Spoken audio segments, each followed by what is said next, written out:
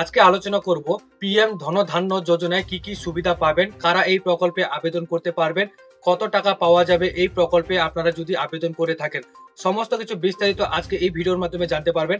তাই প্রথম থেকে শেষ পর্যন্ত ভিডিওটি স্কিপ না করে গুরুত্ব সহকারে শেষ পর্যন্ত ভিডিওটি দেখার অনুরোধ রইল। আমাদের চ্যানেলে যদি প্রথমবার ভিজিট করে থাকেন তাহলে চ্যানেলটিকে সাবস্ক্রাইব করে পাশে থাকবেন। আজকে এখানে আলোচনা করব যে প্রধানমন্ত্রী ধনধান্য প্রকল্প যে রয়েছে, এই প্রকল্পে কি কি সুবিধা মিলবে, কারা এখানে আবেদন করতে পারবেন এবং আবেদন করার জন্য কি কি ডকুমেন্টস লাগতে পারে বা কিভাবে আবেদন করব সেই বিষয়ে কিন্তু আলোচনা করব। তো চলুন সময় নষ্ট না করে ভিডিওটি আমরা শুরু করি। দেখুন বন্ধুরা, অর্থমন্ত্রী নির্মলা সীতারামন তার অষ্টম বাজেট পেশ করেছেন। বাজেটের শুরুতেই প্রধানমন্ত্রী ধনধান্য কৃষি যোজনা ঘোষণা করেছেন অর্থমন্ত্রী। এর আওতায় আসবে এমন 100 জেলা যেখানে উৎপাদন কম। রাজ্যগুলির সঙ্গে পিএম ধনধান্য প্রকল্প চালানো হবে। উপকৃত হবেন 1.7 কোটি কৃষক। তো অর্থমন্ত্রী বলেন, গ্রামীণ এলাকার সমৃদ্ধির জন্য রাজ্যগুলির সঙ্গে একটি নীতি তৈরি করবে।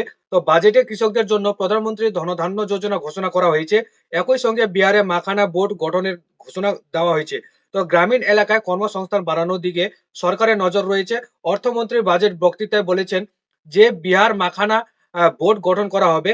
এই বোর্ডটি উৎপাদন, বিপণন এবং কৃষকদের সহায়তা কাজ করবে। তো অর্থমন্ত্রী নির্মলা সীতারামনের এটি টানা অষ্টম বাজেট। এই প্রকল্পের কতগুলি জেলাকে অন্তর্ভুক্ত করা হবে এই প্রধানমন্ত্রী ধনধান্য যোজনায়।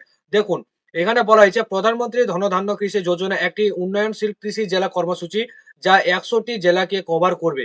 এর মাধ্যমে উচ্চ ফলনশীল বীজের জন্য একটি জাতীয় মিশন চালু করা হবে।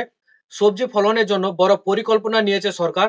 তো রাজ্যগুলির সঙ্গে এই বিষয়ে জোট বেঁধে সবজি ও ফলের চাষও চালু করা হবে। তো এদিন অর্থমন্ত্রী বলেন, সরকার ডালের স্বয়ংসম্পূর্ণতা অর্জনের দিকে কাজ করছে। তো ডালের ব্যবহার উল্লেখযোগ্যভাবে বৃদ্ধি পেয়েছে এবং সরকার ডালের স্বয়ংসম্পূর্ণতার জন্য 6 বছরের মিশন চালু করবে। শাকসবজি ফলের জন্য একটি ব্যাপক কর্মসূচি চালু করা হবে। তো এই প্রকল্পে কতজন উপকৃত হবেন? দেখুন, বাজেট সরকার তরফে বলা হয়েছে যে নতুন এই যোজনার ফলে 1.7 কোটি কৃষকের সাহায্য পাবে। এই প্রকল্পের আওতায় আনা হবে গ্রামীণ যুব প্রজন্ম, মহিলা ও ভূমিহীন কৃষকদের। তো এরা এই প্রকল্পের মাধ্যমে কিন্তু উপকৃত হবেন। তো প্রধানমন্ত্রী ধনধান্য যোজনা কি? দেখুন, এই যোজনা এখানে কি কি সুবিধা পাবেন? দেখুন, কৃষকদের স্বার্থে কথা মাথায় রেখে কেন্দ্রীয় অর্থমন্ত্রী নির্মলা সীতারামন তাদের জন্য প্রধানমন্ত্রী ধনধান্য কৃষি যোজনা চালু করার ঘোষণা করেছেন এবং এই প্রকল্পের মাধ্যমে সরকারের লক্ষ্য দেশের এই জেলাগুলিকে উপকৃত করা, যেখানে কৃষি উৎপাদন কম। এই প্রকল্পের অধীনে কেন্দ্রীয় সরকার রাজ্য সরকারের সাথে সহযোগিতার নীতি তৈরি করবে যাতে কৃষি উৎপাদন আরো বাড়তে পারে। তো আর কৃষকদের আয় বাড়তে পারে। সরকারের এই প্রকল্প গ্রামীণ অর্থনীতিকে আরো শক্তিশালী করবে।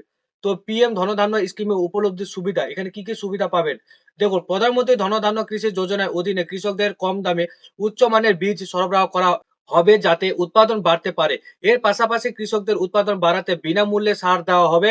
ক্ষুদ্র ও প্রান্তিক কৃষকদের কৃষি সরঞ্জাম যেমন ট্রাক্টর, পাম্প এবং অন্যান্য জিনিসগুলিকে ভর্তুকি দেওয়া হবে। তো কৃষিকাজ সম্পর্কে নতুন প্রযুক্তি এবং কৃষি যন্ত্রপাতি ব্যবহার সম্পর্কে প্রশিক্ষণও দেওয়া হবে। এছাড়াও কৃষকদের আর্থিক সহায়তা দেওয়া হবে। তো কিভাবে এই ধনধান্য প্রকল্পে কৃষকরা নাম নথিভুক্ত করতে পারবেন? 2025 সালের কেন্দ্রীয় বাজেটে সদ্য ঘোষণা হওয়া এই প্রকল্পের নাম নথিভুক্ত এখনো পর্যন্ত শুরু হয়নি। তবে সরকারের ঘোষণা মতো পিছিয়ে পড়া জেলাগুলিতেই এই প্রকল্প চালু থাকবে। সেক্ষেত্রে আলাদাভাবে নাম নথিভুক্ত করার কোনো পদ্ধতি থাকবে না। জেলা স্তর থেকে কৃষকদের এই প্রকল্প সম্পর্কে জানানো হবে এবং এই প্রকল্পের সুযোগ সুবিধা দেওয়া হবে। তো এই প্রকল্প থেকে কত টাকা পাওয়া যাবে? দেখুন, প্রধানমন্ত্রী ধনধান্য যোজনায় টাকা সরাসরি কৃষকদের দেওয়া হবে না। ফসল উৎপাদন, উন্নত বীজ থেকে শুরু করে যন্ত্রপাতিতে ভর্তুকি হিসাবে দেওয়া হবে, এমনটা এখানে কিন্তু জানা যাচ্ছে।